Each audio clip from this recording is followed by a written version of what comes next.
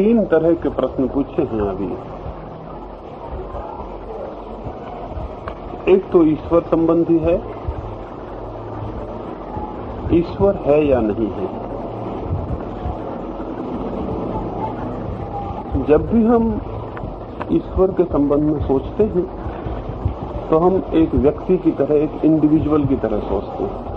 जब हम पूछते हैं ईश्वर है या नहीं तो हमारा मतलब होता है एक व्यक्ति की तरह ईश्वर कहीं बैठा हुआ है या नहीं बैठा हुआ है। व्यक्ति की तरह ईश्वर की जो कल्पना है वो मनुष्य की अपनी ही कल्पना में निर्मित हुई है। मनुष्य ईश्वर की कल्पना ऐसी ही करता है जैसा वो स्वयं है। वो काम करता है, ईश्वर काम करता होगा। वो कुछ बनाता और मिटाता है तो ईश्वर बनाता और मिटाता होगा। ईश्वर की जो कल्पना है वो मनुष्य के ही रूप का विस्तृत रूपांतरण है और ये मनुष्य की कल्पना के लिए बिल्कुल स्वाभाविक है। अगर बिल्लियां कल्पना करें तो ईश्वर की कल्पना बिल्ली जैसी होगी। अगर कुत्ते कल्पना करें तो ईश्वर की कल्पना कुत्ते जैसी होगी। तो बिल्कुल स्वाभाविक है कि हम अपने ही रूप में ईश्वर को कल्पित करते हैं। इस कल्पना में एक तो सहज स्वाभाविकता भी है क्योंकि हम और कोई रूप जानते नहीं। दूसरा, अहंकार की एक तृप्ति भी है कि ईश्वर भी हमारे जैसे ही है, हमारा सजाती है। जबकि ईश्वर अगर है तो व्यक्ति नहीं हो सकता है।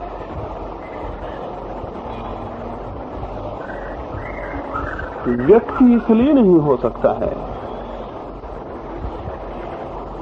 कि जो भी व्यक्ति है, जो भी एक सीमा में बंधा है, जिसकी भी एक देह और एक रूप है, वो शाश्वत नहीं हो सकता है, वो नित्य नहीं हो सकता। दूसरी बात, जो एक जगह केंद्रित हो व्यक्ति की तरह, वो सर्वव्यापी नहीं हो सकता है। वो सब जगह नहीं हो सकता है जो एक जगह हो।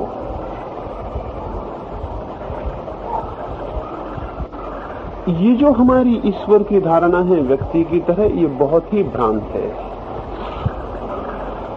ईश्वर को व्यक्ति न मानकर शक्ति मानना ज्यादा उपादेय है। और शक्ति का अर्थ अगर हम समझें तो मैं कहूंगा भगवान तो नहीं है जगत में, भगवत्ता जरूर है। डिविनिटी तो नहीं है, डिवाइननेस जरूर है। कोई भगवान तो नहीं है लेकिन भगवत्ता, कोई देवता तो नहीं है लेकिन दिव्यता, कोई चैतन्य व्यक्ति तो नहीं है लेकिन चेतना का अनंत प्रवाह जगत में है। जगत में पदार्थ तो हमें दिखाई पड़ता है, पदार्थ के भीतर हमें चैतन्य का भी प्रवाह अनुभव होता है। एक पौधे को बढ़ते हुए देखते हैं, एक बच्चे को पैदा होते हुए जीवित और फिर मरते देखते हैं। सारे जगत में पदार्थ दिखाई पड़ता है। पदार्थ के किनारे ही किनारे कोई अदृश्य चैतन्य भी विकसित और जीवित पल्लवित होता दिखाई पड़ता है। पदार्थ की समग्रीभूत एकता, टोटलिटी का नाम जगत है। चैतन्य की समग्रीभूत एकता का नाम ईश्वर है। जगत में जड़ पदार्थ है और चैतन्य परमात्मा है। ये व्यक्ति की तरह कोई परमात्मा नहीं जिसकी पूजा की जा सके, जिसकी स्तुति की जा सके, जिसको बुलाया जा सके, जो वक्त पे आपके काम पड़ जाए। चैतन्य का एक प्रवाह है जिसमें, जिसको आप तो नहीं बुला सकते लेकिन जिसमें आप सम्मिलित हो सकते हैं। जिसको आप तो आमंत्रित करके अपने द्वार नहीं ला सकते लेकिन अपने द्वार तोड़कर जिसमें आप सम्मिलित हो सकते हैं। एक बूंद सागर को अपने में तो नहीं बुला सकती लेकिन बूंद सागर में गिर जा सकती है। यदि हमारे भीतर हमें चैतन्य का अनुभव हो तो हमें सारे जगत में चैतन्य का विस्तार अनुभव होगा।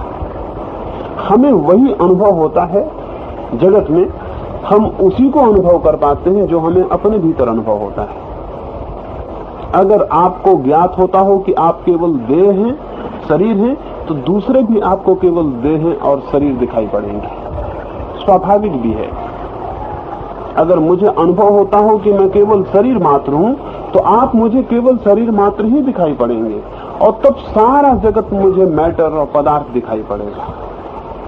लेकिन अगर मुझे भीतर अनुभव होता हो उसका जो कि आत्मा है, चेतना है, तो फिर आप मुझे शरीर दिखाई नहीं पड़ेंगे। जिस क्षण मैंने जान लिया कि मैं आत्मा हूं, आप भी मुझे आत्मा दिखाई पड़ेंगे। तब जगत मुझे पदार्थ दिखाई नहीं पड़ेगा, पदार्थ के भीतर मुझे चैतन्य का अनंत स्रोत और प्रवाह दिखाई पड़ेगा, कहीं सोया हुआ, कहीं जागा हुआ। जहां बिल्कुल जड़ है वहां भी वो चैतन्य का प्रवाह एकदम अनुपस्थित नहीं है, वहां वो प्रसुप्त है। तो वहां भी दिखाई पड़ेगा। तो परमात्मा कोई व्यक्ति नहीं है, एक अनुभूति है। संसार भी एक अनुभूति है और परमात्मा भी एक अनुभूति है। जो व्यक्ति अपने को देह मानता है उसे सारा जगत पदार्थ दिखाई देता है, जो अपने को आत्मा जानता है उसे सारा जगत परमात्मा दिखाई देता है। मेरे लिए ईश्वर कोई व्यक्ति नहीं, ईश्वर चैतन्य का अनंत स्रोत और प्रवाह है, और ये अनंत स्रोत और प्रवाह पूजा और अर्चना करने के किसी मतलब का नहीं है। ये अनंत स्रोत और प्रवाह ज्ञान की एक अनुभूति है, और इस अनुभूति तक पहुंचने के लिए आप स्वयं अपने चैतन्य को जानने में समर्थ हो जाएं तो पहुंच जाते हैं। तो ईश्वर की जो धारणाएं हैं कि आपने अगर बुरा किया तो आप पर क्रुद्ध हो जाएगा, और आपने अगर उसकी स्तुति की तो आप पर प्रसन्न हो जाएगा, ये आदमी की अपने ही रूप में बनाई गई धारणाएं। पुराने ईश्वर की ढेर धारणाएं हैं कि वो अपने दुश्मनों को नष्ट कर देता है, जो उसका विरोध करते हैं उनको नरक में डाल देता है, उनको सड़ाता और गलाता है। ये हमने आदमी की कल्पना में ही किया, और जो उसकी स्तुति करते हैं और उसकी खुशामद करते हैं और उसकी बड़ी प्रशंसा करते हैं और उसके मंदिर की मूर्ति के सामने रोज सिर टेकते हैं, उन पर वो बड़ा प्रसन्न हो जाता है और उनको बड़े पुण्य का लाभ देता है और उनको स्वर्गों में विराजमान करता है और सुख के अनंत द्वार खोल देता है। ये एक सामान्य आदमी की जो शक्ल है वही शक्ल बड़े रूप में ईश्वर की है। सामान्य आदमी खुशामद से प्रसन्न होता है, निंदा से क्रुद्ध होता है। ईश्वर में कोई भी भाव नहीं हो सकते। जिसमें भाव हो वो अभी ईश्वर नहीं हुआ। ईश्वर की सत्ता निर्भाव होगी, और निर्भाव व्यक्ति नहीं हो सकता है। निर्भाव व्यक्ति नहीं हो सकता है। तो आपसे कोई ईश्वर का ऐसा संबंध नहीं है कि आप उसको पिता बना लें, पुत्र बना लें, माता बना लें, पत्नी बना लें, प्रेमी बना लें। सारी दुनिया में जो ईश्वर के रूप प्रचलित हैं, हम किसी न किसी रूप में वे ही संबंध उससे भी कायम कर लेते हैं जो हमारे आसपास के लोगों से। सूफी हैं वो उसे अपना प्रेसी समझते हैं, ढेर भक्त हैं उसे अपना पति समझते हैं, ढेर भक्त हैं जो उसे अपना पिता समझते हैं। पिता तो बहुत लोग समझते हैं, कोई उसे मां के रूप में भी समझता है। ऐसे भक्त भी हैं जो वात्सल्य भाव रखते हैं, उसको पुत्र के रूप में और बच्चे के रूप में समझते हैं। जो मनुष्य के अपने संबंध हैं उन्हीं संबंधों को वो प्रोजेक्ट कर लेता है परमात्मा पर। परमात्मा कोई व्यक्ति नहीं है, इसलिए आप उससे संबंधित नहीं हो सकते और उससे आपका कोई संबंध कायम नहीं हो सकता है। फिर जब आप अपने भीतर उसका अनुभव करेंगे जो असंग है और असंबंधित है, जिसका किसी से कोई संबंध नहीं, उस चैतन्य का अनुभव करेंगे, उस वक्त आप परमात्मा से संबंधित हो जाएंगे। मेरी धारणा आपको कह रहा हूं, ईश्वर पूजा के योग्य नहीं है, ईश्वर होने के योग्य जरूर है। यानी आप पूजा तो नहीं कर सकते लेकिन हो सकते हैं। ईश्वर आपकी ही भीतर छिपी हुई एक संभावना है अनुभूति की। अगर आपके भीतर परिपूर्ण उस चैतन्य का विकास हो तो आप ईश्वर हो सकते हैं। ईश्वर होने की संभावना है, ईश्वर के आराधना की कोई संभावना नहीं है।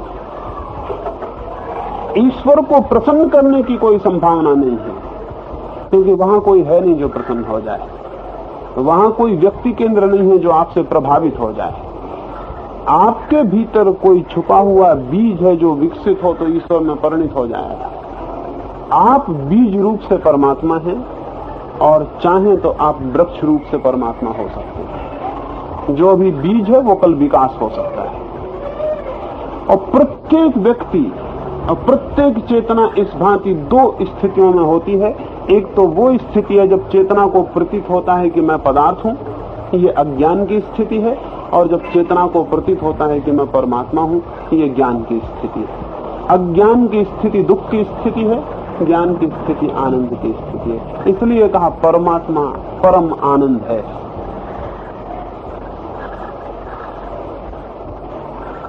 मेरे लिए वो कोई व्यक्ति नहीं है।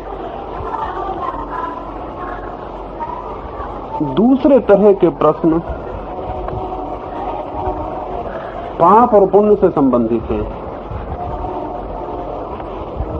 ये पूछा है कि पाप और पुण्य में क्या फर्क है, और हर किसी की कल्पना में अंतर हो सकता है, अलग अलग कल्पना हो सकती है पाप और पुण्य की। इसलिए वास्तव में पाप और पुण्य क्या है?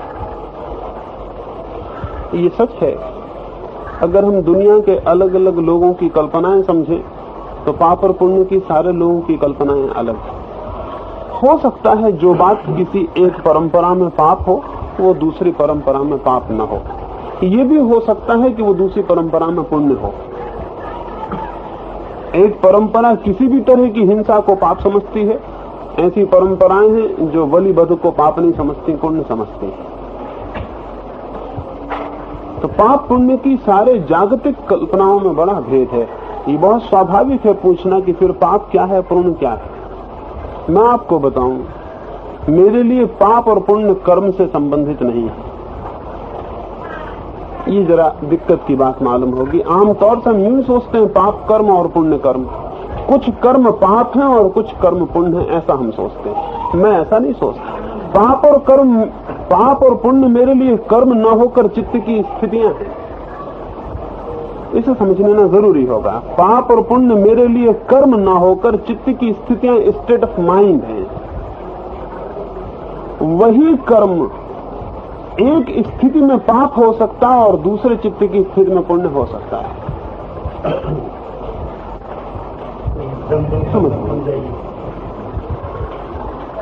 वही कर्म एक चित्त की स्थिति में पाप हो सकता है, दूसरे चित्त की स्थिति में पुण्य हो सकता है।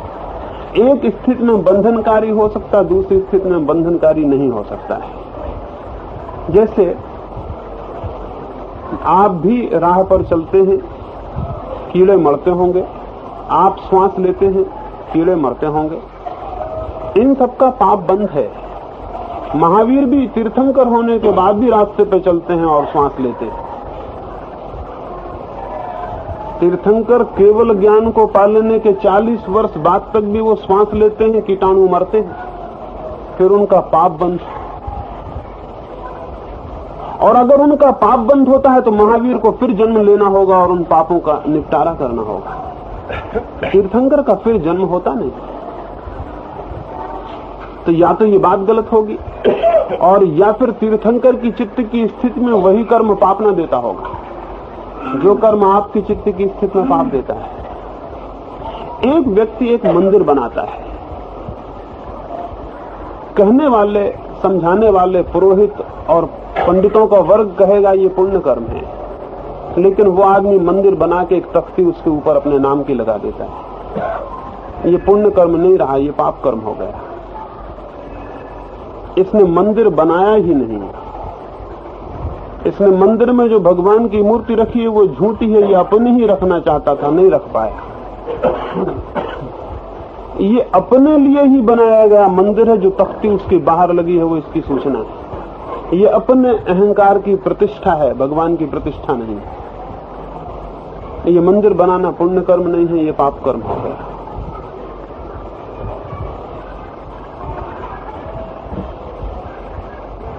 आपके चित्त की स्थितियां पाप की होती और पुण्य की होती, कर्मों का कोई प्रश्न नहीं है। जैसे खुद महावीर की भी धारणा यह है कि अगर परिपूर्ण जागरूक चित्त की अवस्था में कोई कर्म किया जाए तो वो पाप नहीं हो सकता है, और मूर्छित चित्त की अवस्था में कोई कर्म किया जाए वो पाप हो जाता है। जैसे आप अनुभव करेंगे, अगर आपको क्रोध करना है तो आप होश में क्रोध नहीं कर सकते हैं। आज तक इस जमीन पर कोई व्यक्ति होश में क्रोध नहीं कर सका है। क्रोध करने के लिए मूर्छित होना, बेहोश होना जरूरी है। इसलिए सारे क्रोध करने वाले क्रोध के बाद पछताए पाए जाते हैं, पश्चाताप करते हैं कि बड़ा बुरा हो गया, कैसे मैंने कर लिया, मैं नहीं चाहता था और किया। निश्चित ही होश में आने पर पश्चाताप हो रहा है, उन्होंने जो किया बेहोशी में किया होगा। दुनिया का कोई बुरा काम बेहोशी के बिना नहीं किया जा सकता। बेहोशी बड़ी जरूरी शर्त है। आज तक किसी आदमी ने किसी की हत्या होश में नहीं की और न कोई कर सकता है। एक बड़े आवेग की बेहोश स्थिति चाहिए, तब कोई कर सकता है। मूर्छा चाहिए। मूर्छा के आवेग में जो होगा वो पाप है। मेरी बात समझ लें आप। चित्त की मूर्छा के आवेग में होगा जो कर्म वो पाप है, और चित्त की परिपूर्ण जागरूक अमूर्छित स्थिति में जो कर्म होगा वो पुण्य है।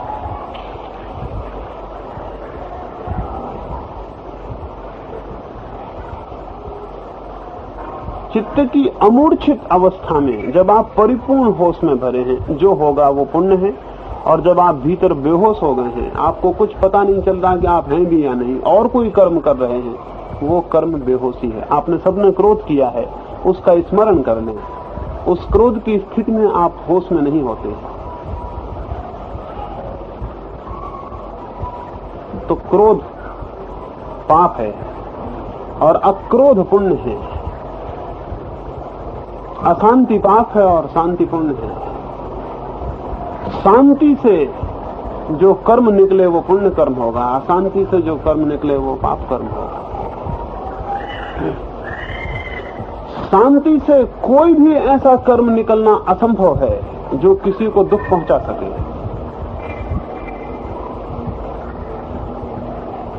शांति से कोई भी कर्म ऐसा निकलना असंभव है जो किसी को दुख पहुंचा सके।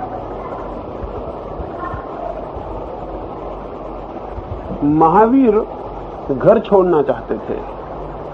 उनके पिता से उन्होंने आज्ञा चाही कि मैं घर छोड़ना चाहता और संन्यास्त होना चाहता हूं। उनके पिता ने कहा कि मेरे रहते मेरा युवा पुत्र घर छोड़ेगा तो मुझे बहुत दुख होगा। जब मैं न रह जाऊं तब तुम सन्यासी हो जाना। महावीर रुक गए। महावीर रुके कि जब तक पिता हैं वो सन्यास न लेंगे। महावीर का जो सन्यास था वो एक बड़ी परम शांति से निकल रहा था।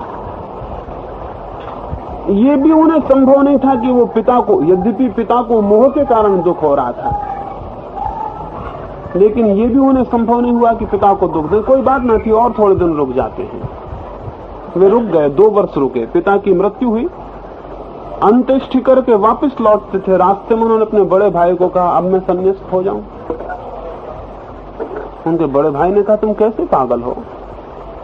एक वज्राघात हुआ कि पिता नहीं रहे और तुम आज घर छोड़ दोगे, और तुम्हें ये भी संकोच नहीं होता कि अभी हम पिता को समाप्त करके ही लौटते हैं। तो मैं जब तक न कहूं तब तक संन्यास्त मत होना। महावीर फिर रुक गए। वे फिर 2 वर्ष रुके। इन 2 वर्षों में घर के लोग हैरान हुए कि वो तो संन्यास्त तो हो ही चुके हैं। घर में थे लेकिन घर में न होने के बराबर हो गए। हवा की तरह उनका होना हो गया। उठते हैं, बैठते हैं, चलते हैं, फिरते हैं, लेकिन जैसे घर में नहीं है। जैसे घर का उन्हें पता ही नहीं चल रहा है, जैसे वो वन में ही है, ऐसा ही जी रहे हैं। तो घर के लोग हैरान हुए। उन्होंने कहा, अब इनको रोक रखना व्यर्थ है, और घर के लोगों ने कहा अब आप चाहें तो चले जाएं, क्योंकि जहां तक हम समझते हैं आप जा ही चुके हैं और सिर्फ नाम मात्र को हमारे कारण उपस्थित हैं। महावीर चले गए। ये संन्यास्त होना पुण्य कर्म है। एक व्यक्ति की पत्नी मर गई, एक व्यक्ति को घाटा लग गया और वो सन्यासी हो जाता है, वो पाप कर्म है। वो क्रोध में, आवेश में, दुख में, पीड़ा में, मूर्छा में अगर सन्यास भी लिया तो पाप है। मेरी आप बात समझ रहे हैं? यानी मैं ये कह रहा हूं कि चित्त की अवस्था की बात है, आपके कर्म की नहीं। संन्यास्त होने जैसा कर्म भी पाप कर्म हो सकता है अगर चित्त की अवस्था मूर्छा है। संन्यास जैसी चीज पाप कर्म हो सकती है अगर चित्त मूर्छित है और मूर्छा में संन्यास लिया हो, और संन्यास शांति से फलित हुआ हो, शांति से विकसित हुआ हो तो पुण्य कर्म हो जाएगा। मेरी बात में सोचता हूं आप समझे होंगे कि मैं ये कह रहा हूं कि कर्म बिल्कुल अर्थहीन है, विचारणीय नहीं है। आपके चित्त की स्थिति विचारणीय है।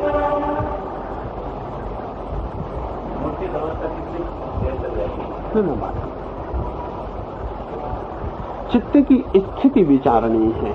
और इसी सिलसिले में एक प्रश्न और मैं आपकी बात बाद में लेता। आपने पूछा है कि पुण्य कर्मों के फल से संपत्ति मिलती है। ये बिल्कुल झूठ है, ये बिल्कुल असत्य है। पुण्य कर्मों के फल से संपत्ति नहीं मिलती। पुण्य कर्मों के फल का संपत्ति से कोई संबंध नहीं है। अगर मेरी बात आप समझे तो पहले तो मैंने ये कहा कि पुण्य कोई कर्म नहीं है, चित्त की अवस्था है। पाप भी कोई कर्म नहीं है, चित्त की अवस्था है।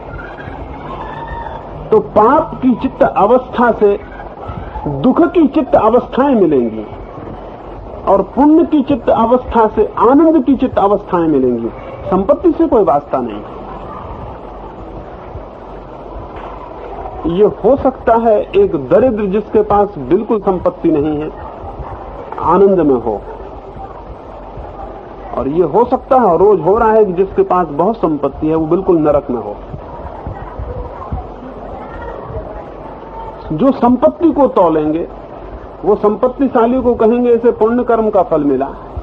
मैं चित्त की अवस्थाएं तौलता हूं तो मैं कहूंगा वो जो दरिद्र है उसको पुण्य का फल मिला। संपत्ति आपके पुण्य और पाप से नहीं मिलती, संपत्ति समाज की व्यवस्था से मिलती है। सोवियत रूस में 20 करोड़ लोग हैं, उन्होंने संपत्ति बांट ली तो उन्होंने पाप और पुण्य कर्म क्या समान कर लिए? वो 20 करोड़ लोगों ने संपत्ति बांट ली आपस में। अब आपके जैसा करोड़पति वहां नहीं है और आपके जैसा भिखमंगा वहां नहीं है, तो क्या वहां ऐसा 20 करोड़ लोगों में एक भी आदमी नहीं जिसके कर्म में भिखमंगा होना बता हो? सोचने जैसी बात है कि 20 करोड़ लोगों में एक भी आदमी ऐसा नहीं जिसके कर्म में भिखमंगा होना बता हो, और एक भी आदमी ऐसा नहीं जिसके कर्म में संपत्तिशाली होना बता हो। पहले राजा भी कर्म से हुआ करते थे, अब बेचारों का कोई पता नहीं सारी जमीन पर। शायद अब कोई ऐसे कर्म नहीं करता कि राजा हो।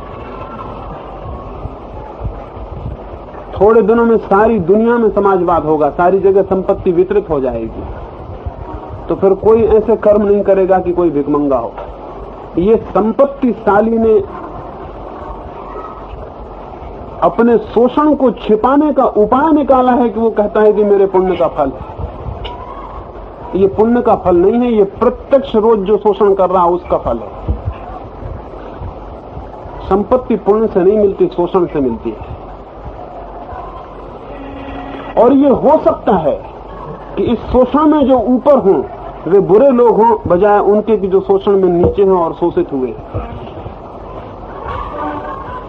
लेकिन सारे धार्मिक परंपराएं, साधु, सन्यासी और पंडित धनपति से पलते और पुसते। वे सब धनपति के नीचे जीते हैं और पोषण पाते हैं।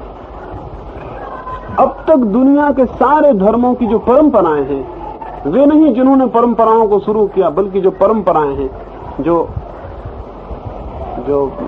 संस्थाएं हैं, जो व्यक्ति हैं, जो पुरोहित हैं, जो वर्ग पैदा हुआ है उसका शोषण का लाभ उठाने को, वो सबका सब संपत्तिशाली से पलता और पुछता है। इसलिए वो संपत्तिशाली के हमेशा समर्थन में है। और एक तरकीब ईजाद की गई कि वो ये कहे कि संपत्ति गरीब को इसलिए नहीं मिली कि उसने पीछे जन्म में पाप किए हैं, और संपत्ति धनपति को इसलिए मिली कि उसने पीछे पुण्य किए हैं। और इस भांति जो संघर्ष संभावित है संपत्तिशाली के विरोध में गरीब का, उसको रोकने में उपयोग करे। वो जो संभव है कि गरीब टूट पड़े अमीर पर, उसे रोकने में उपयोग करे इस विचार का। यही वजह थी कि कार्ल मार्क्स ने यह कहा कि सब धर्म अफीम का नशा है और संपत्तिशालियों के पक्ष में। इस वजह से उसने ये कहा, ये गरीब के लिए अफीम का नशा है, उसको सुलाता और उससे कहता तुम्हारे पाप का फल है, और अमीर को ये मौका देता है कि तेरे पुण्य का फल है। ये बात बिल्कुल झूठी है, और आज नहीं कल साफ हो जाएगा। अब साफ हो गया काफी कि दुनिया में संपत्ति कर्म से नहीं बटेगी, अब समाज की व्यवस्था से बटेगी। अभी भी समाज की व्यवस्था से बटी हुई है, तो फिर कर्म से क्या बटेगा? मेरा मानना है कर्म से चित्त की स्थितियां मिलती हैं। सोवियत रूस में 20 करोड़ लोगों की संपत्ति बराबर कर दी, लेकिन चित्त की स्थितियां बराबर नहीं की हैं और न कभी की जा सकती। उन 20 करोड़ लोगों में सभी लोग समान सुखी नहीं, समान संपत्ति दी जा सकती, समान मकान दिए जा सकते हैं, समान शिक्षा दी जा सकती है, समान वस्त्र दिए जा सकते हैं, सब समान दिया जा सकता है, लेकिन चित्त की समान स्थिति नहीं दी जा सकती है। वहां दुख और सुख के भेद होंगे, वहां शांति और अशांति के भेद होंगे, वहां क्रोध और अक्रोध के भेद होंगे। जो पाप की चित्त स्थिति में कर्म करेगा, स्वाभाविक है कि वो पाप की चित्त स्थिति को प्रगाढ़ करेगा, और आने वाले जन्मों में उसे जो चित्त मिलेगा वो और भी मूर्छित चित्त होगा, और भी दुखी चित्त होगा। जो जागरूक चित्त से कर्म करेगा वो जागरूकता के प्रति और प्रगाढ़ होगा। आने वाले जन्मों में, आने वाले दिनों में उसे और भी जागरूक चित्त मिलेगा, जो कि और ज्यादा आनंद और शांति के निकट उसे ले जाएगा। तो आपके भीतर की शांति और सुख, शांति और आनंद आपके कर्मों के फल होते हैं। आपके बाहर की संपत्ति और सुविधा आपके कर्मों के फल नहीं होती है। मेरी धारणा में आपको कह रहा हूं, जो आपके पास है वो आपके कर्मों का फल नहीं है, जो आप हो वो आपके कर्मों का फल है। इसे मैं फिर दोहराऊं, जो आपके पास है वो आपके कर्मों का फल नहीं है, जो आप हो वो आपके कर्मों का फल है।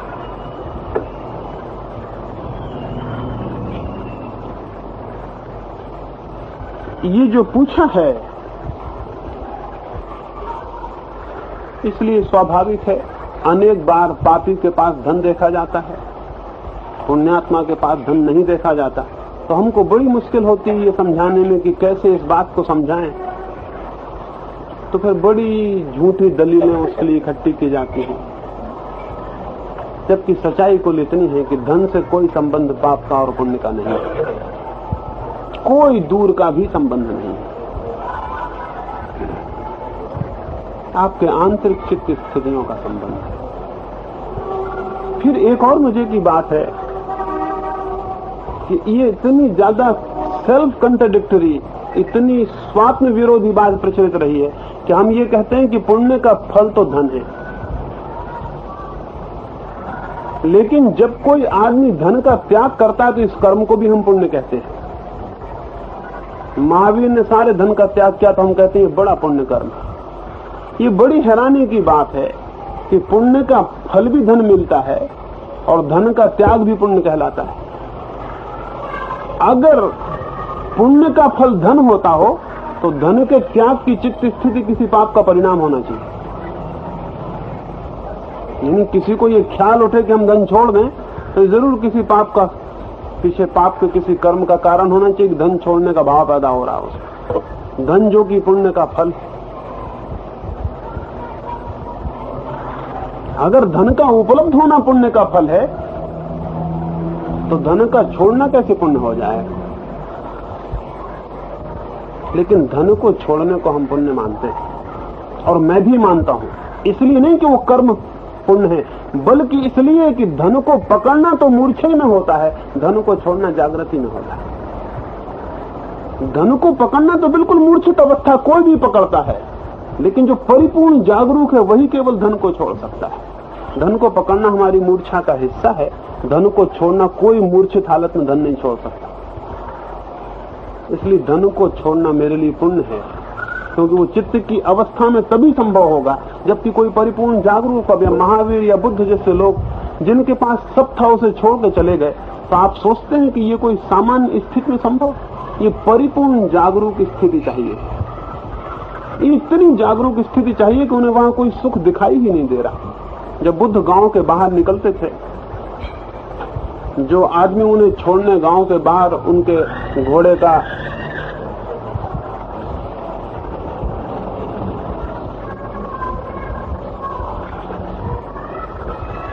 जो उन्हें छोड़ने गया था गांव के बाहर, उसने उनसे कहा कि इतनी धन संपत्ति को छोड़कर आप जा रहे हैं।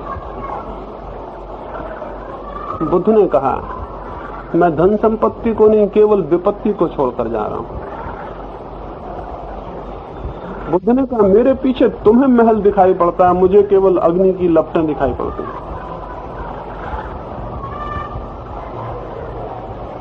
हमें जहां महल दिखाई पड़ रहे हैं वहां बुद्ध को अग्नि की लपटें दिखाई पड़ रही हैं।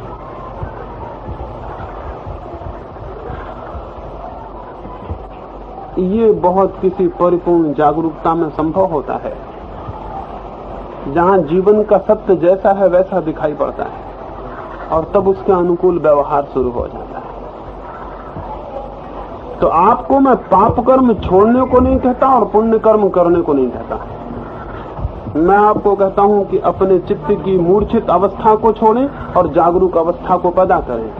जितनी मूर्छा भीतर छूटती चली जाएगी उतने पाप कर्म छूटते चले जाएंगे, और जितनी जागरूकता भीतर आएगी उतने पुण्य कर्म अपने आप घटित होने लगेंगे। अगर उसके पहले कोई मूर्छित अवस्था में पुण्य का कर्म करेगा वो भी पाप ही होगा। मूर्छित अवस्था में पुण्य असंभव है, कोई पुण्य संभव नहीं हो सकता, और जागरूक अवस्था में कोई पाप संभव नहीं है, कोई पाप संभव नहीं।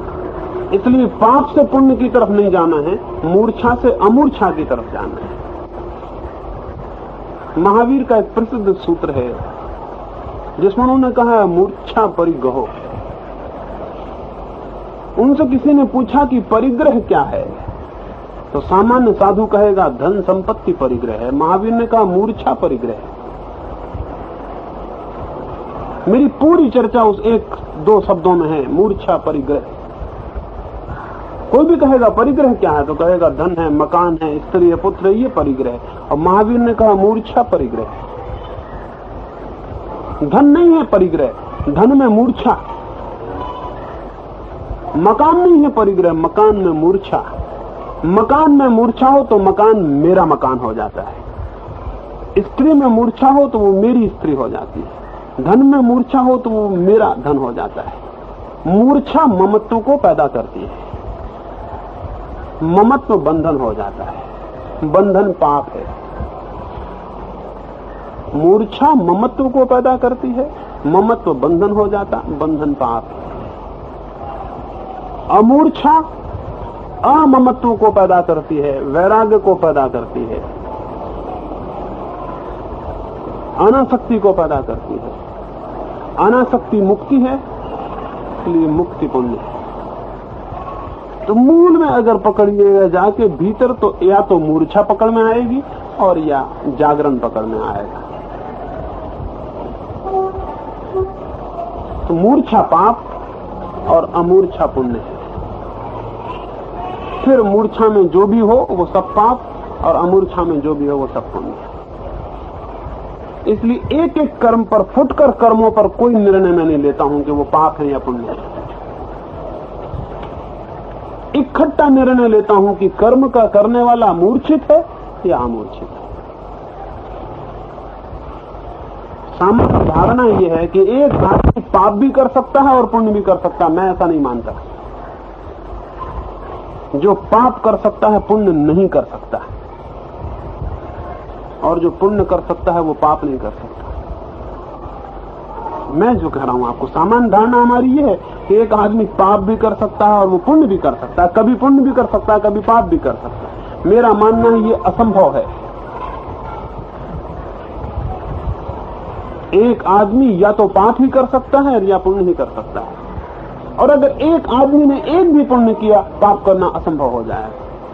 क्योंकि मेरी धारणा आपकी समझ में आ गई, अगर वो पुण्य करेगा तो अमूर्छित हालत में करेगा, और अमूर्छा अगर आ जाए, एक क्षण को भी आ जाए, तो फिर उसे खोया नहीं जा सकता। ज्ञान के साथ एक ही खराबी है, उसे खोया नहीं जा सकता। कोई भी ज्ञान की किरण आप में फूट जाए, उससे फिर आप वंचित नहीं हो सकते, उसे फिर भुलाया नहीं जा सकता, वो फिर आपका साथ हो जाएगी।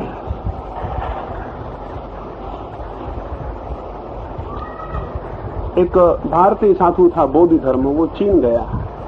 वहां एक बादशाह था वू, उसने बड़े मंदिर बनवाए, बड़ी मूर्तियां बनवाई, बड़े शास्त्र छपवाए, उसने करोड़ों रुपए खर्च किए। जब बोधि धर्म गांव पर गया, चीन की सीमा उसने पार की, तो वू ने उसका स्वागत किया, और स्वागत करने के बाद बड़ा विराट स्वागत किया। स्वागत करने के बाद उससे कान में पूछा पास जाके कि मैंने इतना इतना खर्च किया है, इतने मंदिर बनाए, इतनी मूर्तियां, इतने शास्त्र छपाए, मुझे क्या फल होगा? स्वाभाविक था ये पूछ लेना। आप भी पूछना चाहेंगे कि मैंने इतने उपवास किए, क्या फल होगा? मैं इतनी बार मंदिर गया, वर्ष में क्या फल होगा? मैंने इतनी बार गीता पढ़ी, क्या फल होगा? मैंने इतनी बार रामायण करवा दी है घर में, तो क्या फल होगा? उसने भी पूछना चाहा कि मैंने इतना व्यय किया है, इसका क्या फल होगा? वो बोधि धर्म बोला, कुछ भी नहीं, कोई फल नहीं होगा, और उल्टा पाप तुझे लगा। पाप तुझे इसलिए लगा कि तुझे ये अहंकार और उत्पन्न हुआ कि मैंने इतना किया, मैं करने वाला हूं, और इतना मैंने किया, ये दंभ और उत्पन्न हुआ। ये स्मरणीय है, मूर्छित कर्मों का अंतिम परिणाम अहंकार होता है, अमूर्छित कर्मों का अंतिम परिणाम निरअहंकारिता होता है। मूर्छा में जो भी कर्म होंगे उससे मैं मजबूत होता चला जाता है, अमूर्छा में जो कर्म होंगे उससे मैं पिघलता और विलीन होता चला जाता है।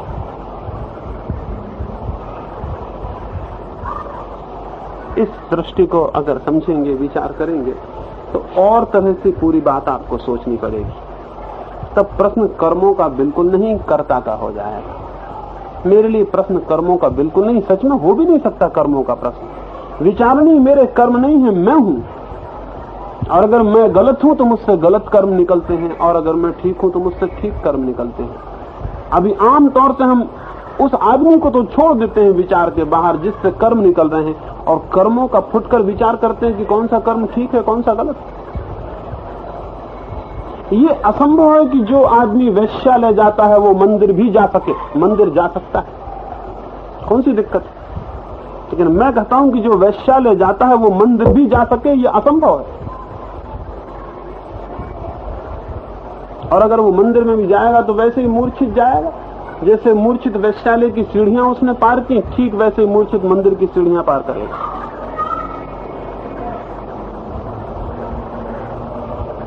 ये भी मैं मानता हूं कि जो मंदिर जा सकता है वो वेश्यालय जाना असंभव है। हो सकता है वेश्यालय में चला जाए, लेकिन वो वैसे ही जाएगा जैसे मंदिर में गया था, वैसे ही निर्विकार और वैसा ही शांत वेश्यालय में भी प्रवेश कर जाएगा। अगर मनुष्य भीतर ठीक हुआ है तो उससे गलत होना असंभव, क्योंकि जो भी कर्म निकलता है वो मेरे भीतर से निकलता है। आकस्मिक अनायास थोड़ी है, कुछ भी एक्सीडेंटल थोड़ी है, मुझसे निकल रहा है, मेरे भीतर से पैदा हो रहा है। एक गुलाब के पौधे पर गुलाब के फूल लग जाते हैं, चमेली के फूल कभी नहीं लगते। गुलाब के फूल आकस्मिक नहीं है, गुलाब के फूल के भीतर जो क्षमता है वो बाहर फूलों में आ जाती है, गुलाब बन जाते हैं। आपके भीतर जो व्यक्ति है वो आपके कर्मों में बाहर निकल आता है और प्रकट हो जाता है।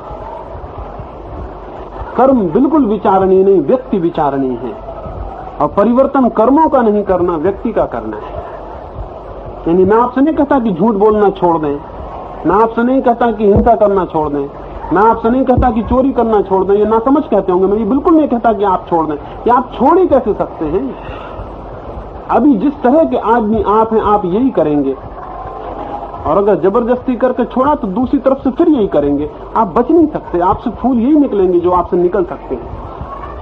तो मैं आपसे ये नहीं कहता कि आप इनको छोड़ दें, मैं आपसे कहता हूं आप दूसरे व्यक्ति हो जाएं। कर्म न बदलें, भीतर जो व्यक्ति चैतन्य है उसको बदलें। वो अगर बदल गया तो फूल दूसरे आने शुरू हो जाएंगे। बिल्कुल बात उल्टी हो गई मेरे हिसाब से। सामान्यतया सोचा जाता है जो पुण्य कर्म करेगा उसका व्यक्तित्व बदल जाएगा, और मैं कहता हूं जिसका व्यक्तित्व बदल जाएगा उसके कर्म बदल जाएंगे।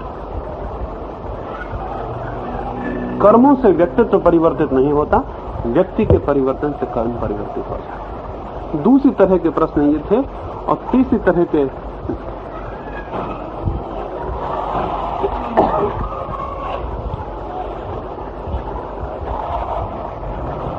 के दो प्रश्न हैं, और वो ये कि पूछा है कि मैंने जो चर्चा की है धर्म की वो व्यक्ति केंद्रित मालूम होता, आप भी चर्चा कर रहा हूं वो भी व्यक्ति केंद्रित है। तो पूछा है कि समाज का क्या होगा? अगर धर्म व्यक्ति केंद्रित है और व्यक्ति ही के लिए सब धर्म है तो फिर समाज का क्या होगा? ये प्रश्न बड़ा संगत मालूम पड़ता है कि अगर धर्म सब व्यक्ति केंद्रित है और व्यक्ति की ही चिंता है और सबको अपनी अपनी फिक्र करनी है तो फिर सबका क्या होगा? फिर समाज का क्या होगा? लेकिन एक बात हम भूल जाते हैं, समाज है कहां? कभी समाज से आपका मिलना हुआ? कभी समाज से कोई साक्षात्कार हुआ? कभी समाज से कोई मुलाकात हुई? आज तक समाज तो कभी मिलना हुआ नहीं। समाज को खोज के भी कहीं आप पकड़ नहीं पा सकेंगे। जब भी पकड़ में आएगा व्यक्ति पकड़ में आएगा, जब भी मुलाकात होगी व्यक्ति से मुलाकात होगी। समाज कहीं है नहीं, समाज केवल शब्द है, समाज केवल एक संज्ञा है। व्यक्ति है, व्यक्तियों के अंतर संबंधों का नाम, इंटर रिलेशनशिप का नाम समाज है। समाज कोई चीज नहीं है, समाज हमारे संबंधों का इकट्ठा नाम है। हम यहाँ इतने लोग बैठे हैं, सब एक दूसरे से संबंधित हैं तो एक समाज बन जाएगा। हमारे सारे संबंधों के इकट्ठे जोड़ का नाम समाज है। वो जो हमारी रिलेशनशिप है एक दूसरे से, वो जो इंटर रिलेशनशिप है उसी का नाम समाज है। समाज कोई है नहीं, समाज व्यक्तियों के जोड़ का नाम है।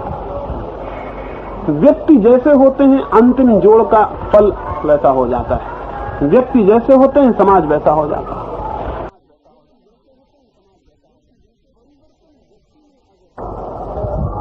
परिवर्तन व्यक्ति में अगर हो तो समाज परिवर्तित हो जाएगा।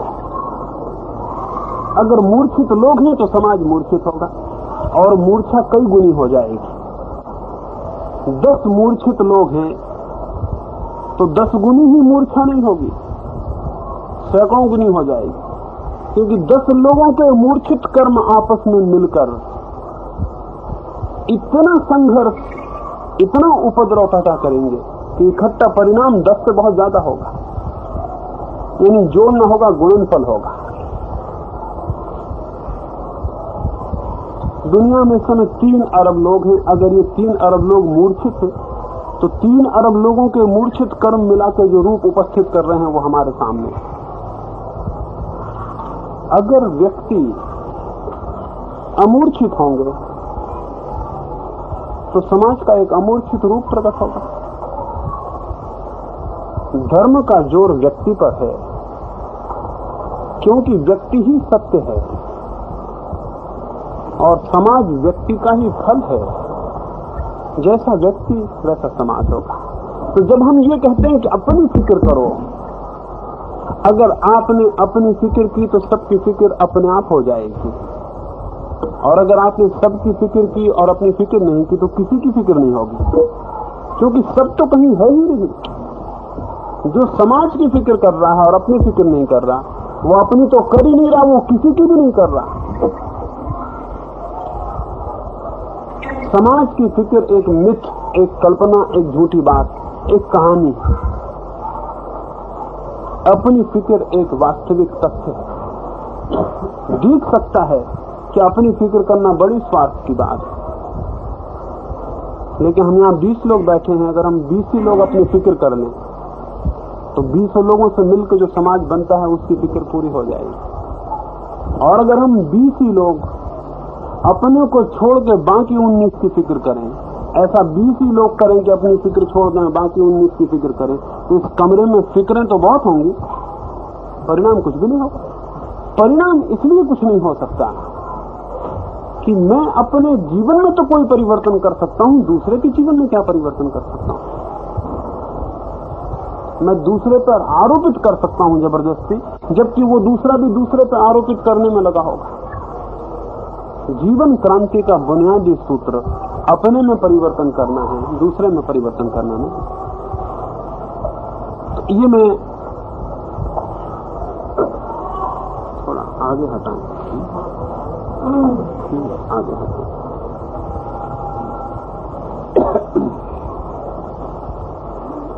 अब देखिए, आप एक एक आगे सरक रहा है तो पूरे हम सरक गए। और अगर सारे लोग ये सोचें कि बाकी लोग सरक जाएं, और हर आदमी ये सोचे कि मैं क्यों सरकूं, ये तो बड़ा स्वार्थ होगा, दूसरे लोगों को सरकाऊं, तो यहाँ कलह तो हो सकती है, सरकना नहीं हो सकता। आप सरकते हैं, सब सरक गए, समाज सरक गया। आप सरक गए, सब सरक गए। सूत्र बुनियादी परिवर्तन का अपने से शुरू होगा। और समाज के परिवर्तन की जो चिंता है ये परिणामदायी नहीं। तो धर्म निश्चित वैयक्तिक है, समाज से उसका कोई भी वास्ता नहीं।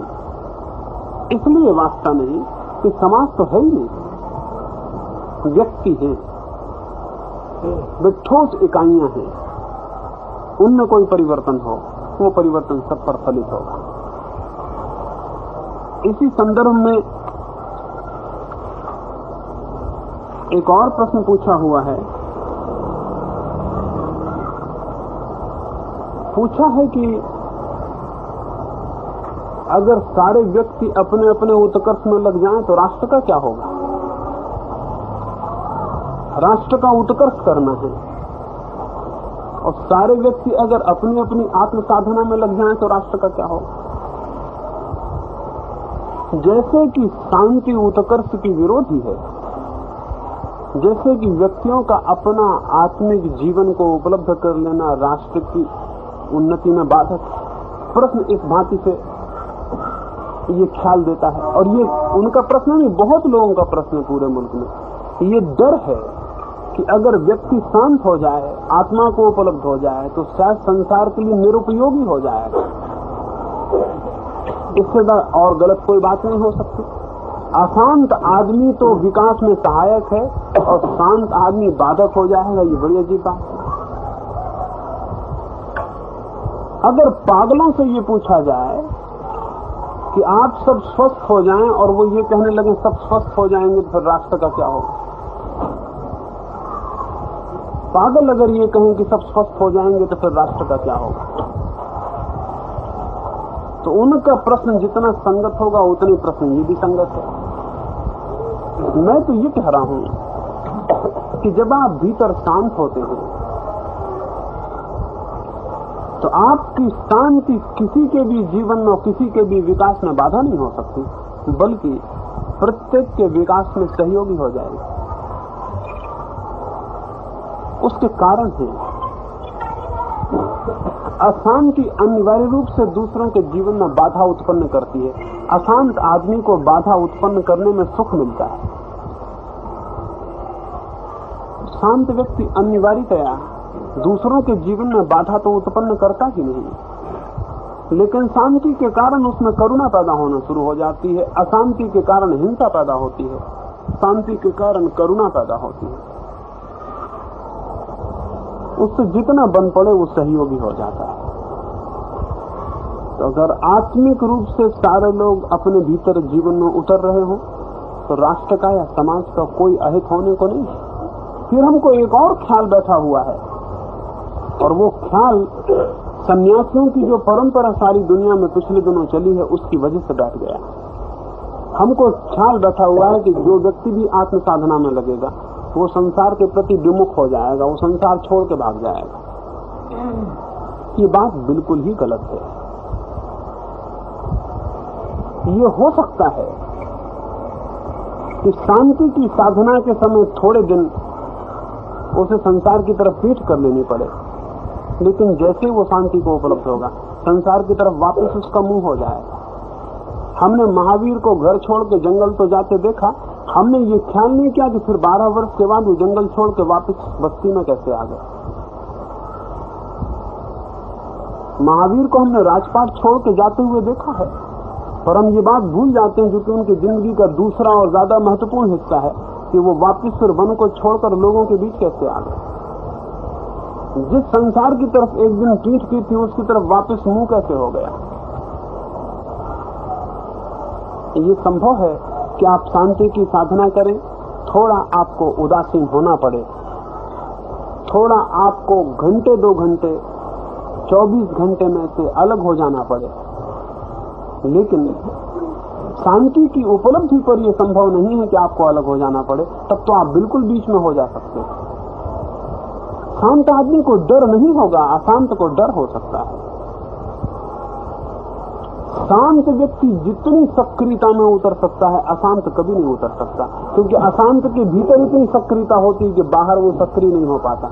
शांत के भीतर कोई सक्रियता नहीं होगी, बाहर उसका जीवन अनंत कर्म का जीवन हो सकता है। संन्यास संसार का विरोधी नहीं है, बल्कि मेरे हिसाब में तो संन्यास को जो उपलब्ध करता है वही व्यक्ति पूरे संसार के लिए उपयोगी हो जाता है। यानी गृहस्थ में उसको कहूंगा जो थोड़े लोगों के लिए उपयोगी है, और संन्यास में उसे कहूंगा जो सबके लिए उपयोगी है। संन्यास का कोई विरोध नहीं है, आत्म साधना का कोई विरोध नहीं है। आप अपने को साधते हैं, इससे कोई जगत में विरोध नहीं पैदा होता। और दूसरी बात आपको कह दूं, ये जो ख्याल पैदा हुआ है कि जैसे अगर मैं किसी को कहूं कि आप स्वास्थ्य के लिए थोड़ा व्यायाम करो, तो वो ये कहने लगे कि अगर सब लोग ऐसा व्यायाम करने लगे तो फिर राष्ट्र का क्या होगा। उसको ख्याल ऐसा पैदा होता है जैसे 24 घंटे वो व्यायाम ही करेगा। ये बात ठीक है, अगर 24 घंटे ही वो व्यायाम करे तो राष्ट्र बड़ी दिक्कत में पड़ जाएगा। अगर सारे लोग 24 घंटे व्यायाम करें तो राष्ट्र बड़ी दिक्कत में जरूर पड़ जाएगा। लेकिन व्यायाम 24 घंटे नहीं किया जाता। अगर मरना हो तो बात दूसरी है, जीना हो तो व्यायाम 24 घंटे नहीं किया जाता। जीने के लिए थोड़ा सा व्यायाम काफी है। व्यायाम आधे घंटे होगा, लेकिन स्वास्थ्य के परिणाम 24 घंटे हो जाते। तो आध्यात्मिक साधना कोई 24 घंटे नहीं करनी होती, कोई साधना 24 घंटे नहीं करनी होती। साधना तो अल्प समय में ही करनी होती है, उसके परिणाम 24 घंटे पर हो जाते हैं। अगर आप आधा घंटे भी परिपूर्ण शांत होने का प्रयोग करते हैं तो आप पाएंगे कि 24 घंटे पर अपने आप एक शांति परिव्याप्त हो गई है। आपको 24 घंटे कोई शांत होने के लिए थोड़ी उपाय करना होगा। अगर आधा घंटे को आप प्रकाशित होने का उपाय करते हैं तो आप पाएंगे कि 24 घंटे पर एक प्रकाश की धीमी धारा व्याप्त हो गई है। कोई 24 घंटे मंदिर में थोड़ी बैठे रहना होगा। अगर आप 8 घंटा मंदिर में सच में बैठे हैं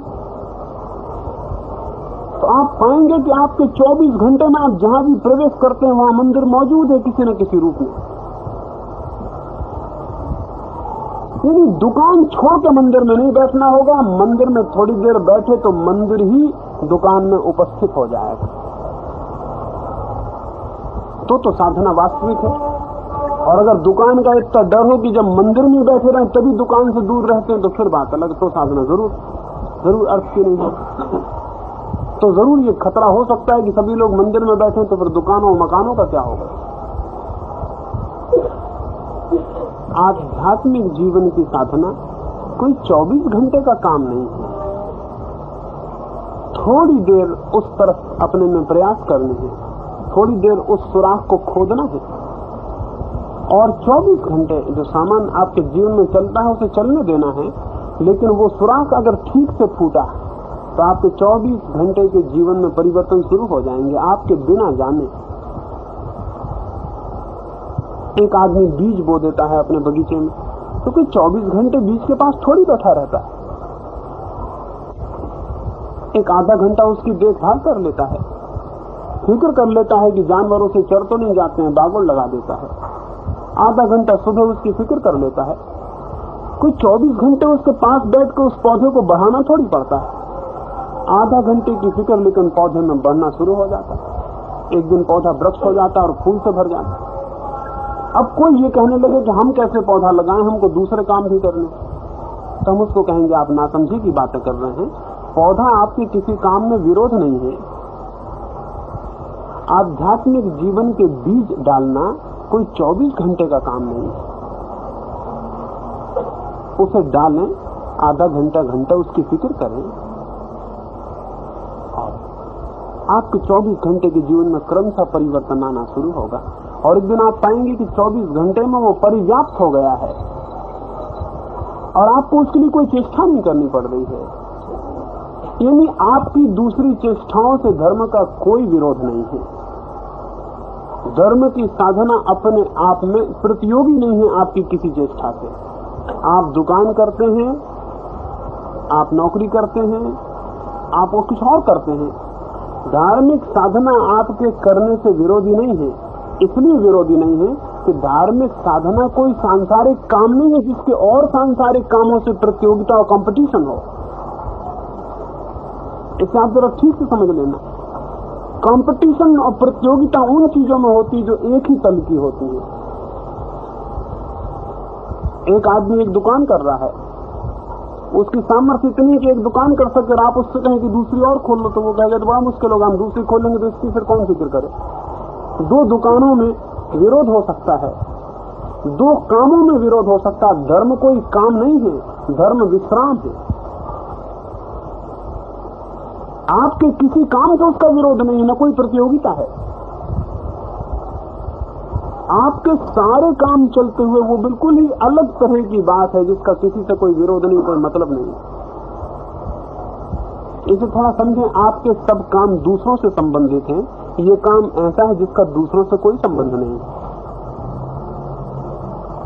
आपके सब काम दूसरों से संबंधित हैं।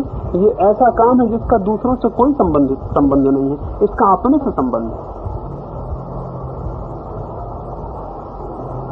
आपकी एक पत्नी है और आप दो पत्नियां और ले आए तो उपद्रव है, क्योंकि वही संबंध दो स्त्रियों से और होगा और संघर्ष शुरू होगा। लेकिन आपकी एक पत्नी है और आप अपने से संबंधित होना शुरू हो जाएं तो कोई विरोध नहीं होने वाला, क्योंकि ये कोई संबंध नहीं है किसी और से, इसका किसी और से प्रतियोगिता नहीं है। अपने से संबंधित होने में किसी संबंध का कोई विरोध नहीं। ये मामला ही बहुत भिन्न और अलग है। मैंने कहा सारे तो काम है, ये विश्राम है, और सारे दूसरों से संबंध है, ये अपने से संबंध है। और सारी क्रियाएं बाहर जाती हैं, ये क्रिया बाहर नहीं जाती, ये भीतर जाती है। तो आपके इससे कोई विरोध नहीं है, कोई भी विरोध नहीं है। इससे जीवन की किसी धारा में कोई विरोध पैदा नहीं होगा, बल्कि जब ये आंतरिक शांति उत्पन्न होने लगेगी तो जीवन की सारी धाराएं समृद्ध हो जाएंगी। अगर आप धर्म को उपलब्ध हुए तो लोग सोचते हैं कि सारा प्रेम छूट जाएगा। मैं ऐसा नहीं सोचता। मैं ये सोचता हूं पहली दफा प्रेम उत्पन्न होगा। आप जिस मोह को प्रेम समझे वो प्रेम नहीं है। मोह तो छूट जाएगा, प्रेम पहली दफा उत्पन्न होगा। आप सोचते हैं सारे लोगों से संबंध टूट जाएंगे, और मैं आपको कहूंगा अभी तो आपका किसी से कोई संबंध नहीं है। पहली दफा आप संबंधित होंगे, पहली दफा रिलेशनशिप पैदा होगी। अभी तो कोई रिलेशनशिप नहीं है, अभी तो अपना अपना स्वार्थ है, कोई किसी को किसी से कोई मतलब नहीं है, किसी से किसी का कोई संबंध नहीं है। और अभी जिसको हम प्रेम समझ रहे हैं वो केवल मोह है, और मोह भी ऐसा है कि वो भी बुनियाद में स्वार्थ है। तब वास्तविक प्रेम उत्पन्न होगा। धर्म आपसे कुछ भी छीनेगा नहीं, जो जो व्यर्थ है उसे अलग कर देगा, जो जो सार्थक है उसे वापस आपको दे देगा। इसलिए धर्म से कोई आदमी रंक और भिखारी नहीं बनेगा, समृद्ध हो जाए। तो मैं कोई विरोध नहीं देखता संसार में और धर्म में, आत्म साधना में और किसी तरह के किसी विकास में कोई विरोध नहीं है। आनंदमय स्थिति है क्या?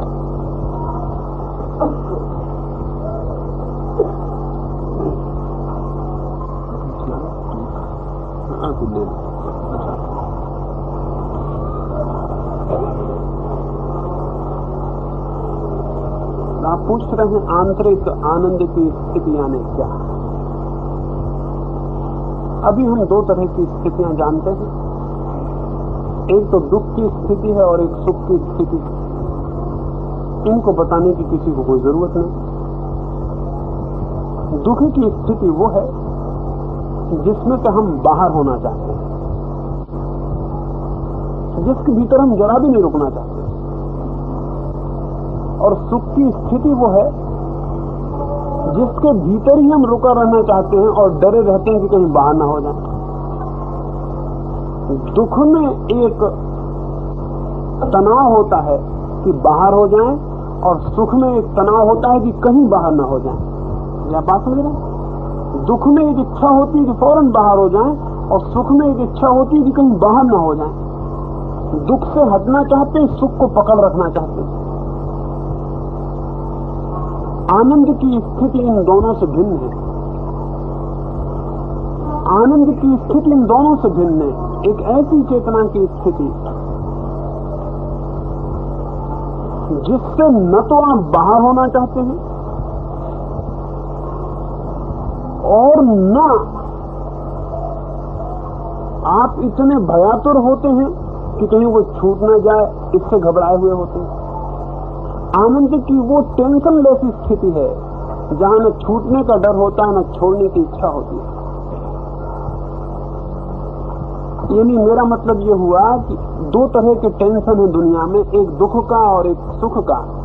दो तरह की उत्तेजनाएं हैं दुनिया में, एक सुख की और दुख की। दुख की उत्तेजना अप्रीतिकर है, सुख की उत्तेजना प्रीतिकर है। दुख की उत्तेजना के पीछे आकांक्षा होती है कि सुख की उत्तेजना मिल जाए। सुख की उत्तेजना के पीछे भय होता है कि कहीं दुख की उत्तेजना ना आ जाए। मेरा मतलब हुआ कि दुख के बीच सुख की धारणा उपस्थित रहती है, सुख के बीच दुख की धारणा उपस्थित रहती है। वे एक ही पहलू, एक ही सिक्के के दो हिस्से, एक उपस्थित रहता है, दूसरा अनुपस्थित रहता है। ऐसा मत सोचना आप, दूसरा नीचे रहता, मौजूद रहता है। जब दुख में आप होते हैं तो आकांक्षा के रूप में सुख मौजूद रहता है, और जब आप सुख में होते हैं तो भय के रूप में दुख मौजूद होता है। सुख दुख एक ही सिक्के के दो पहलू हैं। एक ऐसी चेतना की स्थिति है जहां न सुख है और न दुख है, जहां दोनों ही तनाव नहीं है, उसका नाम आनंद है। आनंद सुख का पर्यायवाची नहीं है। सुख दुख का जहां अभाव है, उस स्थिति का नाम आनंद है। दुख के अभाव का नाम सुख है, सुख के अभाव का नाम दुख है, सुख दुख दोनों के अभाव का नाम आनंद है। अब उसकी क्या रूप हुआ? अनुत्तेजना, कोई उत्तेजना जहां नहीं, न कुछ पाने की, न कहीं जाने की, न किसी से हटने की, न कहीं पहुंचने की, जहां कोई उत्तेजना नहीं है, उस परिपूर्ण शांति का नाम आनंद है। शांति और आनंद पर्यायवाची, एक ही अर्थ रखते हैं। उत्तेजना शून्य चित्त की स्थिति का नाम आनंद है। उत्तेजना का नाम दुख है और सुख। इसलिए ये संभव है कि सुख की उत्तेजना अगर ज्यादा बढ़ जाए तो दुख में परिणत हो जाती है।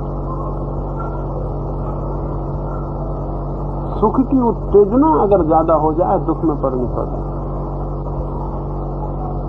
वे दोनों उत्तेजनाएं हैं,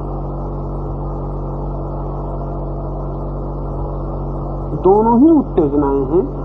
आनंद अनुत्तेजित स्थिति, चित्त की टेंस स्थिति का नाम या तो सुख होगा या दुख होगा। अगर प्रीतिकर है तो सुख, अगर अप्रीतिकर है तो दुख। और चित्त की नॉन टेंस स्थिति का नाम, जब चित्त बिल्कुल तना हुआ नहीं है, उस स्थिति का नाम।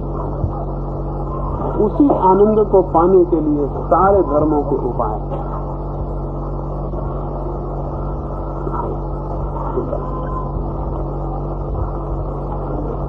निकल आए।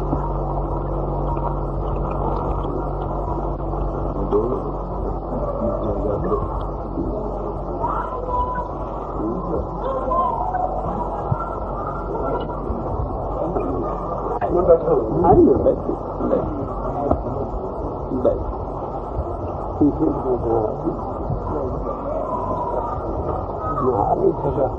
सुबह में देखा कि शादीलाल जी आए कि नहीं आए, क्या हुआ? मैं सुबह देखा आए, बिल्कुल अकेला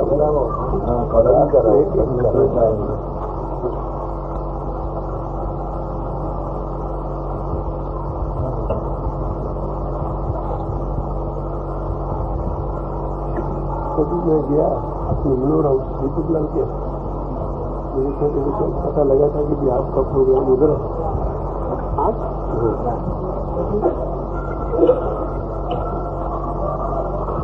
इसलिए मैं सुबह जेटू भाई को पूछा कि शादीलाल जी नहीं देखा कि उन्होंने नहीं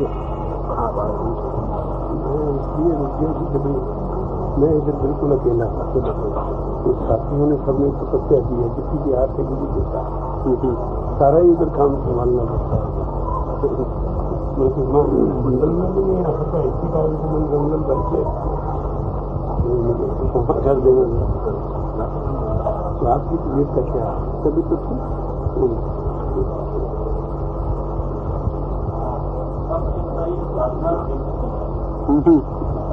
अब एक याद रही। हाँ, बस आखिरी प्रश्न है ये, अब इसकी थोड़ी सी बात कर ली जाए।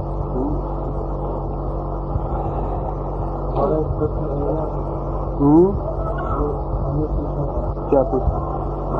जो हम सोए हाँ के बाद हम कहते हैं कि हम खुद सोए। हाँ, सोने का जो मालूम हुआ खुद को भी जगह होगा, वो जगह कौन होगा और सोया कौन?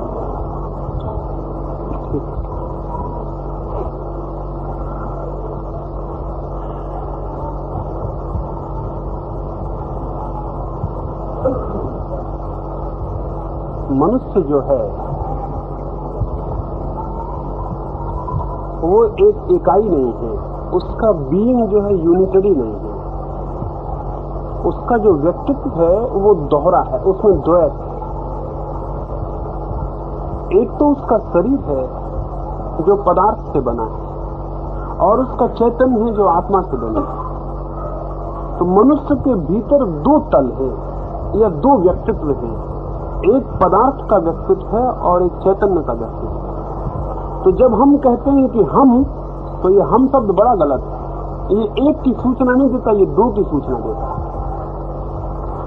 जब हम कहते हैं मैं, तो ये दो की सूचना देता है। जब मैं कहता हूं कि मैं रात सोया, तो ये बात सच है कि मेरा एक हिस्सा जो पदार्थ से बना है रात सोया हुआ है, और ये भी बात सच है कि मेरा एक हिस्सा जो कि चैतन्य से बना हुआ है वो रात जागा हुआ था और जानता था कि सो रहा है कोई।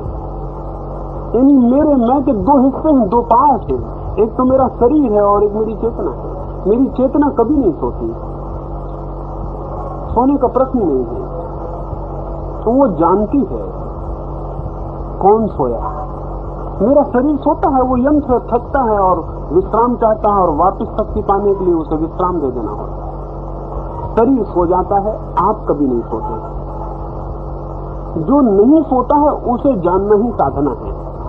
जो सोता है उसे ही मानते रहना जीवन को व्यर्थ कर देना।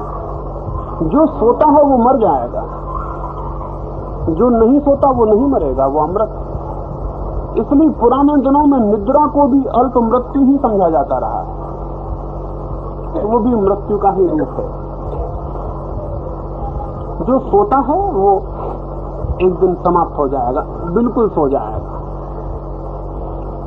जो अभी सोने के बीच में जागा हुआ है, अगर हम उसको पहचान लें और जान लें, तो हम मृत्यु के बीच भी उसे जानेंगे जो कि नहीं सो रहा है। उसको ही जानना साधना है। कोई पूछ रहे हैं कि साधना क्या करें, कैसे करें? अभी तो बता ही सकता हूं चर्चा में थोड़ा सा, तो सच में ही करनी है तो मेरे पास 2-4 दिन रुक के प्रयोग समझने चाहिए।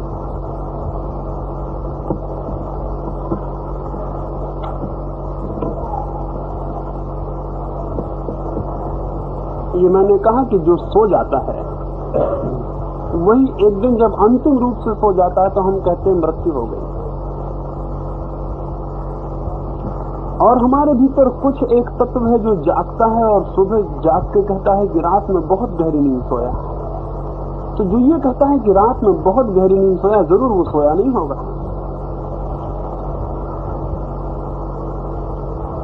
तो अब रास्ता उसे जानने का क्या है जो कि नहीं सोता है?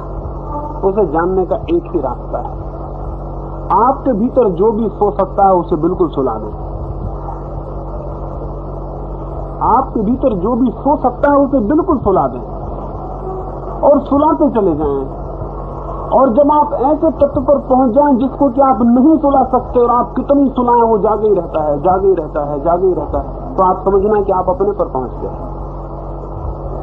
योग इसके अतिरिक्त और कुछ नहीं है। उन सारे तत्वों को सुलाने का नाम समाधि है जो सो सकते।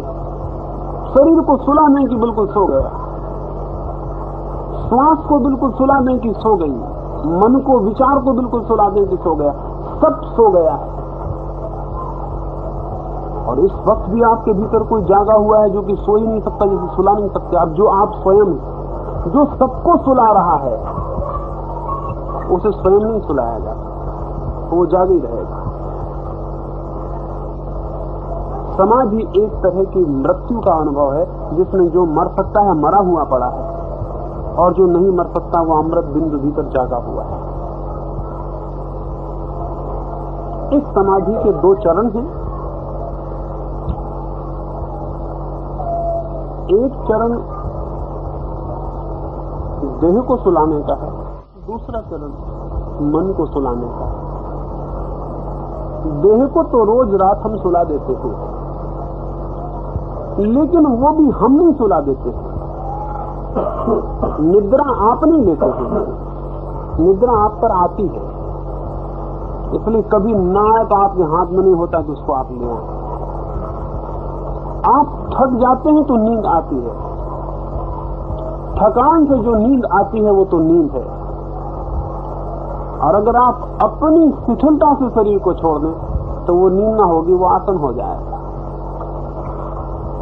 जो अपने आप आ जाती है वो तो नींद है, वो तो प्राकृतिक है।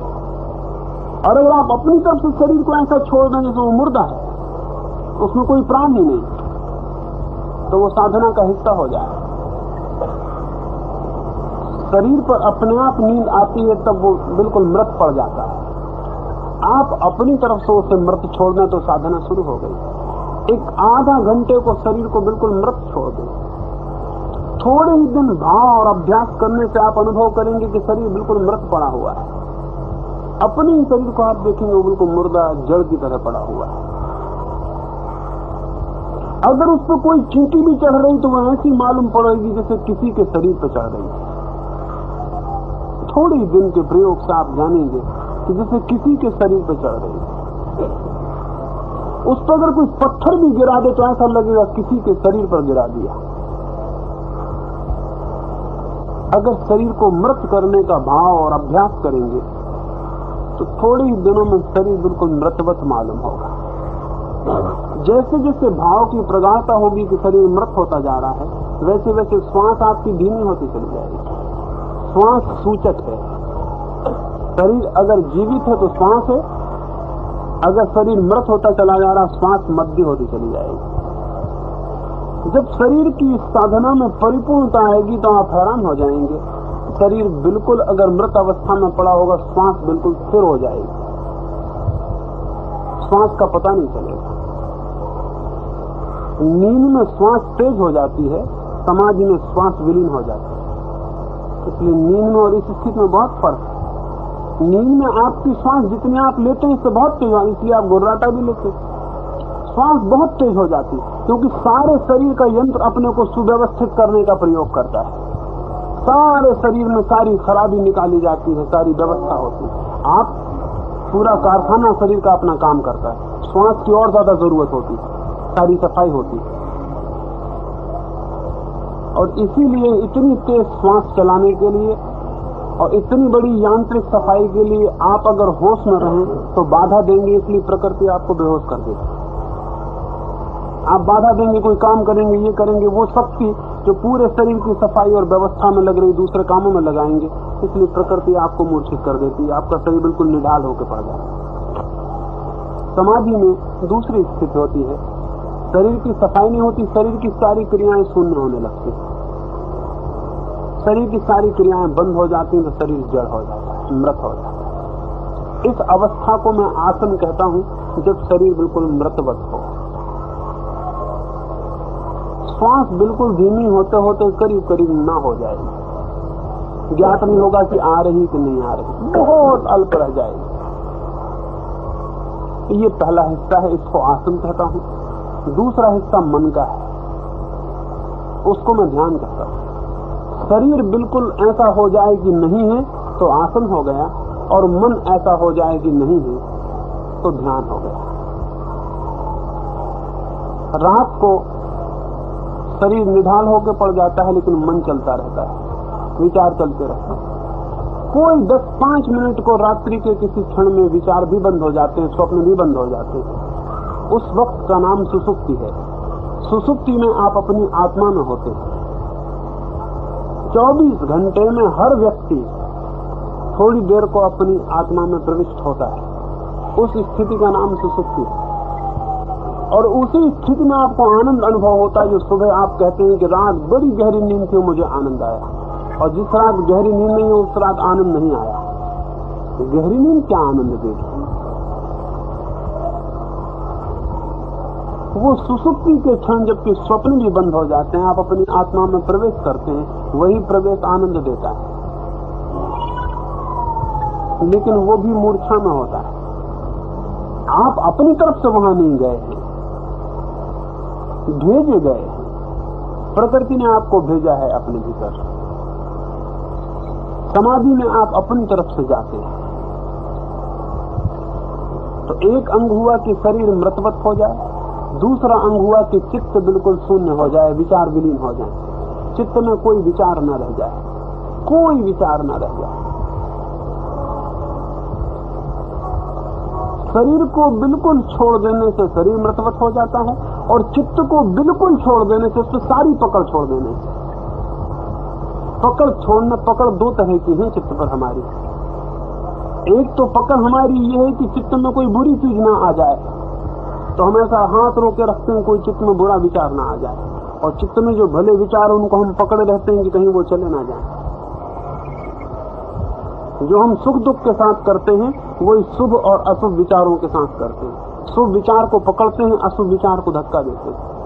पकड़ छोड़ने का अर्थ है ना आप धक्का दें, ना आप पकड़ें। चित्त में जो आता हो, जो जाता हो, आने दें, जाने दें। आप बिल्कुल तटस्थ होकर रह जाएं, आपको कोई मतलब नहीं। जैसे किसी धर्मशाला के कमरे में बैठे लोग आ रहे हैं और जा रहे हैं और जा रहे हैं, आ रहे हैं, आपको कोई मतलब नहीं। आप अपने कोने में बैठे। चित्त में ऐसे तटस्थ साक्षी का प्रयोग कि आप सिर्फ देखने वाले मात्र हैं, जो आता है आए, जाता है जाए। न हमें किसी को रोकना, न हमें किसी को भेजना। शुरू में दिक्कत हो, क्योंकि बहुत दिन के बुरे रोके हुए विचार एकदम से प्रवेश कर जाएंगे, तो बड़ी घबराहट देंगे, क्योंकि कई दिन से रोका हुआ है दरवाजे को उनको तो अंदर मत आना। कई को भीतर दबाया हुआ है कि उस मत आना, वो एकदम से विस्फोट होगा, सब निकलेंगे। और जबरदस्ती जिन शुभ विचारों को रोक रखा है बहुत दिन से, जैसे हाथ छोड़ेंगे वो सब पक्षी जो शुभ विचारों के एकदम उड़ जाएंगे।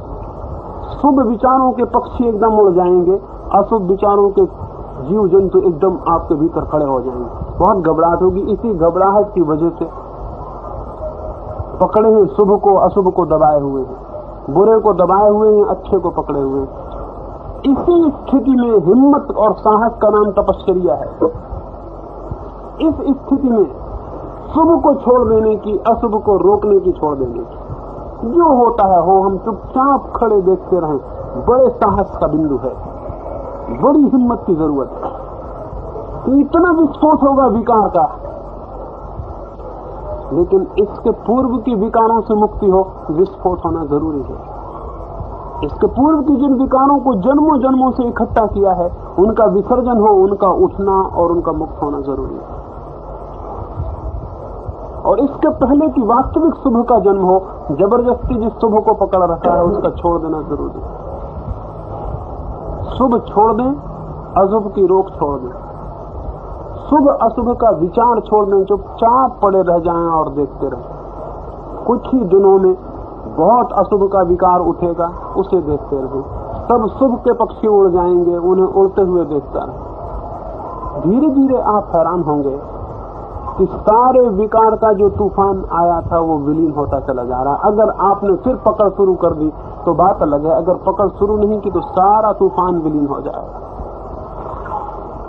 कितनी ही बड़ी आंधी हो, वो थोड़ी देर में शांत होती जाएगी, शांत हो जाएगी।